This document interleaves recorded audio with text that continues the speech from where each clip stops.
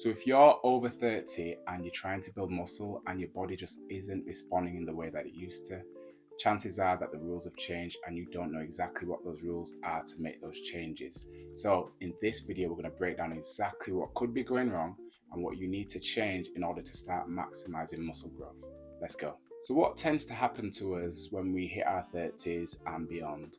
A few things to consider would be our hormones. So we're looking at our testosterone levels and our growth hormone and IGF levels, which gradually just start to decline while life gets a bit crazy. We've got kids, busy job, we're time poor, and then even cortisol levels, they start to rise, which tend to impair muscle growth over time as well. So we're kind of fighting a losing battle if we've not got these in sync. So a really important thing to look at as well is our recovery protocols, and how we recovered when we were 22 is different to how we recover when we are 33. And the margin for error really does shrink the older you get. So we need to pay more attention to how we recover in and around our gym training sessions. Another thing we need to consider is muscle protein synthesis and how this becomes less efficient as time goes on and we get older. We tend to need more sufficient stimulus from our training and better quality consumption of protein as we get older to have the same effect from when we were younger as well. So sorry to say it, you have to work harder and train smarter to get the same result as maybe 5-10 years ago as well. So one example is I have a client who is in his mid to late 30s and he has 2 kids, busy lifestyle, and he came to me with training 4 days a week in the gym and consuming roughly, when we looked at his food, was about 80-90 grams of protein per day on average. But what we did with him was actually swapped it around a little bit. So we went from 4 sessions a week down to 3 sessions a week, and we actually doubled his protein from 80 grams to 160 grams a week, and just gave him proper focused training sessions to follow.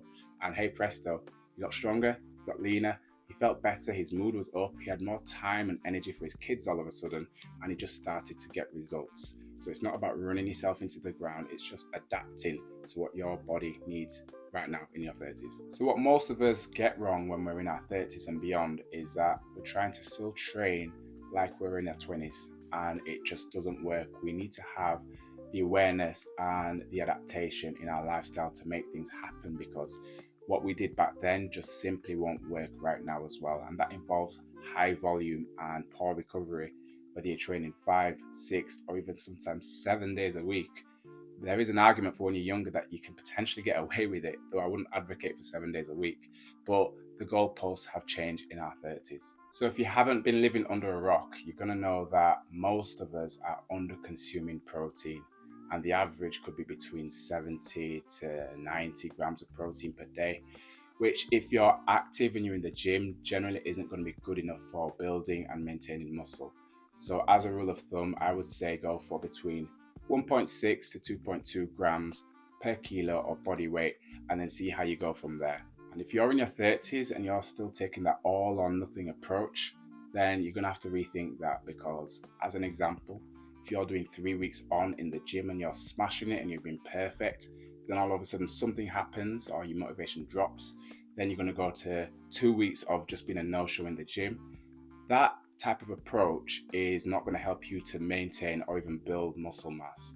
So we need to look at having, consistent training sessions and having that right frequency, not going gung-ho, because at the end of the day, small progress over time will compound. This one that I'm going to tell you, hold my hands up, I'm guilty of too, and that is underlooking sleep and stress. And when I became a dad for the first time, I found out that life really has to change. Your training really does have to change, and sleep deprivation is a thing, and then that will contribute to more and more stress, especially with work. And you start to realize how that really does affect your appetite control, your hormone regulation, your performance in the gym. Your strength output will drop unless you manage it properly through your training, nutrition, through your sleep and recovery. And then it really is hard to just maintain a high level. You almost have to change those goalposts to adapt accordingly as well. So I'm just going to tell you what will actually work for you in your 30s. And I'm going to tell you that less is normally going to be more.